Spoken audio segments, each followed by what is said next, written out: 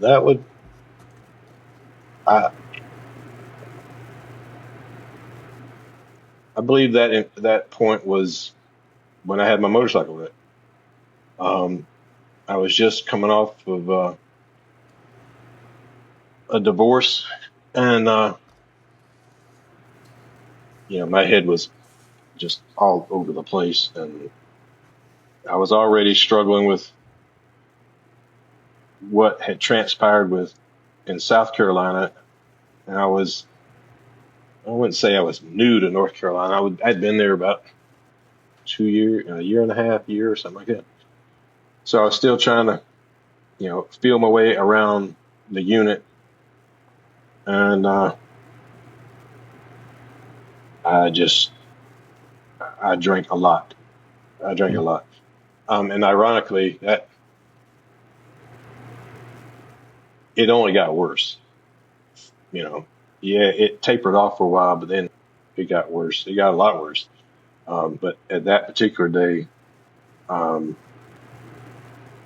I was very, very drunk, and I got on my motorcycle to meet my parents for lunch or dinner, lunch, down the road from the house, and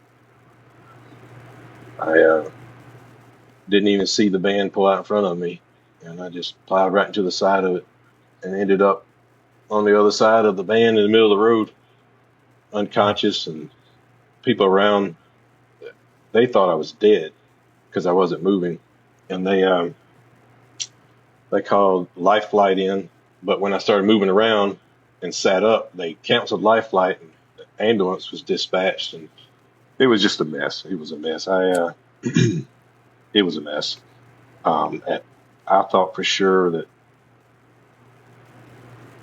again my career was over.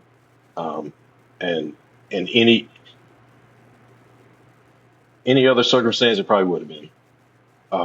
But there again, I had leaders that saw something in me and decided to provide me some top cover, and they did what they were supposed to do from a legal standpoint and from a command standpoint, but they could have pushed it a lot further than they did.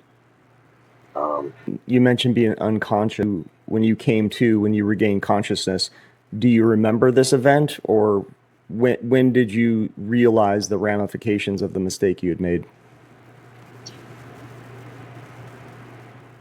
I knew pretty soon after, right after it happened. Maybe it was probably when I was laying in the hospital, and I've got a highway patrolman standing next to me,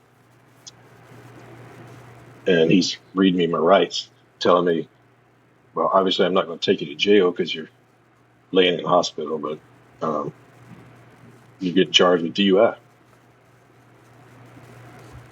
So again, it's a fortunate chain of events that got reduced to reckless driving, but it it was a very, very dark time for me, and the first one of a few to come.